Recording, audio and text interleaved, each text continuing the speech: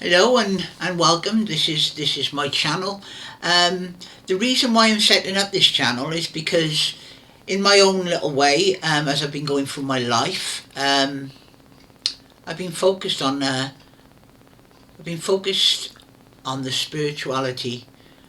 Um, Perhaps you might call it the paranormal as well, or even um, but spirituality, that's what I would call it, and trying to understand the universe, trying to understand my role in the universe, trying to understand the spiritual gifts, and things like that. And I found from a very early age that I was able to very quickly tune in to something, to some sort of higher vibration.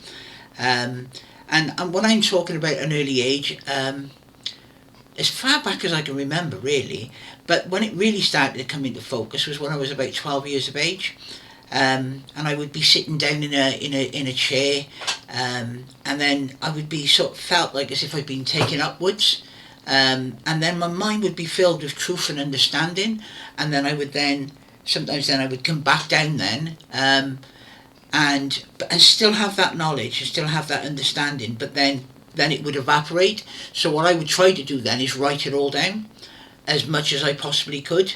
Um, as the years progressed, I mean, it's a big long story. I'm 53 years of age now, and but as the years progressed, um, I began finding out that there is a reason why I incarnated. I became aware also that I'd had other previous incarnations, um, and there's been various times in my life when I've been experiencing a quickening, if you like, a quickening of my soul, a quickening of my soul's evolution.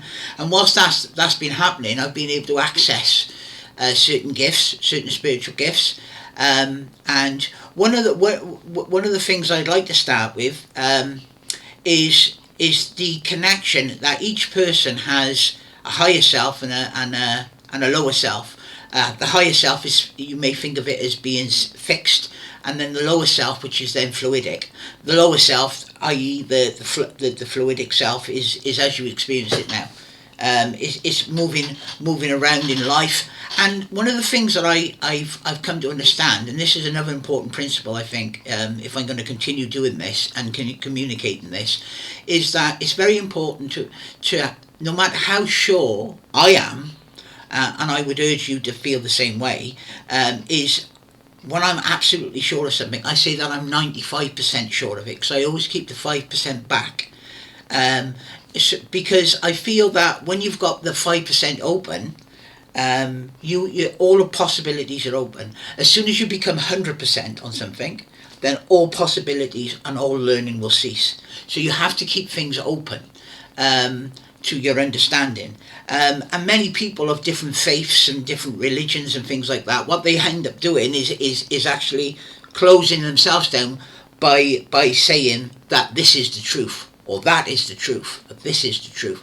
Well, I'm like, one of my spiritual teachers. In fact, the one of the greatest, if not the greatest, spiritual teacher next to the Nazarene, is Germain. Some call him Saint Germain. He's been with me ever since I was a child, and he's in one of my previous lifetimes. He was my father, a very long time ago, a very long time in terms of time, space time, within the space time continuum. He was many thousands and thousands and thousands of years ago. He was once my father in one of my lifetimes, and of course he stayed with me, kept an eye on me. But he is more of a spiritual teacher for this age.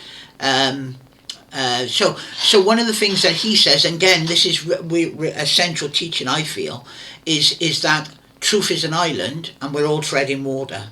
Some may be a little bit closer to the island than others, but no one is actually on the island.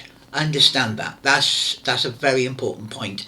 But I would really like to go into so many different subjects that I've learned about. I mean, there's an interesting subject right at the moment with artificial intelligence. That's really important. But also an age-old one is about channeling. I'm a trance medium myself, and I also one of the techniques that I've been using in order is again going back to when I was a child. I used to write down things. Well, in my early adult, when I around about the age of 24, 25, 26, I started writing down questions, and then I would be getting my answers. At first, the answers started appearing within 7 days, but then as I became more progressed, as I progressed through the years, they became a lot quicker, and I had this process where I was asking the questions, and then I would be writing down the answers, and then there were certain entities, certain higher beings which would communicate with me. For example, the divine, the source. I mean, the source communicates to us in an individual way. That's one thing which I found to be true. Another one is what I call the dream walkers. The dream walkers are an extraterrestrial and interdimensional entities which look after humanity, and have been looking after humanity for, well, right from the inception. And then there's obviously the Nazarene. Yeah, I'm going to call him the Nazarene, our beloved brother. Yeah, a wonderful, powerful, loving being. I love him so much. And also Jermaine. Some call him Saint Germain. He came to a person called Guy Ballard, which is a previous incarnation of mine, or one of my incarnations. And indeed, Guy Ballard's. I'm going to talk of him as in the third person, if you like. But in my previous life, when I was Guy Ballard, I set about my communications with Jermaine, and brought about the I Am activity, which is a very important part of spiritual life. The I Am activity is a very real thing, and I'm glad I brought that into being, and brought the teachings in with that. Of course, it's existed throughout the ages, but it was my attempt to bring it into a cohesive whole. And again, in this lifetime, this is I'm here, and I'm doing it again. And I'm doing it in different ways. I mean, my name, for example, is Craig in this lifetime. Guy Ballard in another lifetime. There's a lifetime in between, which is I was called Peter. I don't really want to focus on Peter so much just yet, But at the moment now, I'm obviously my Craig, and my spiritual name is Ambrose Phoenix. Name giving is very interesting, because one of the first gifts that we ever get when we come to this earth realm.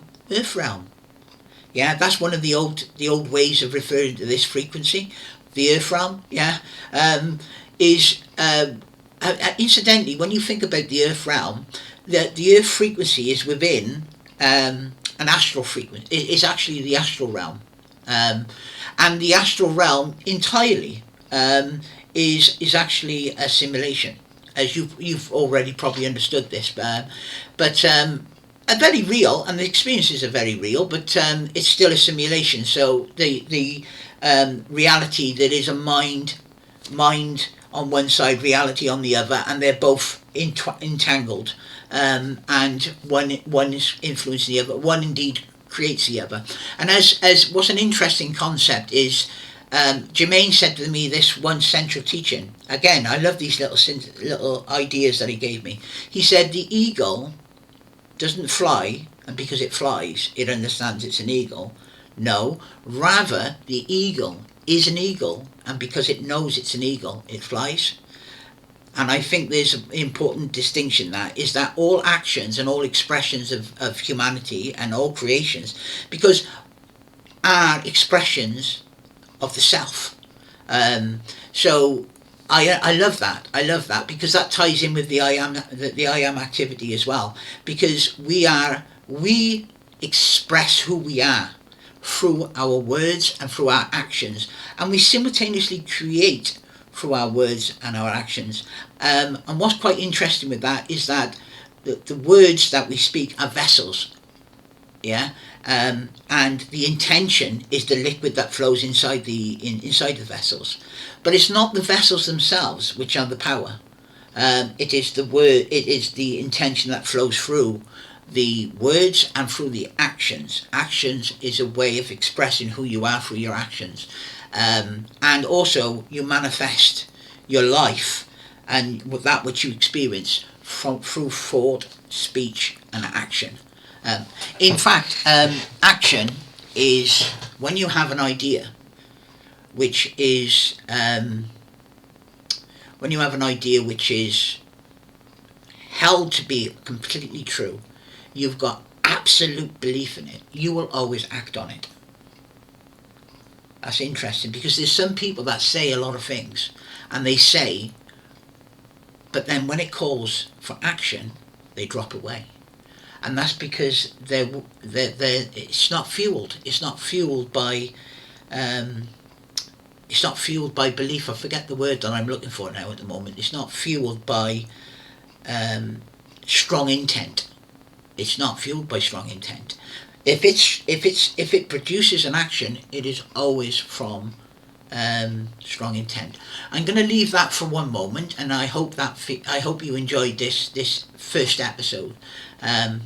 Thank you very much, and I hope you stay safe and stay within love.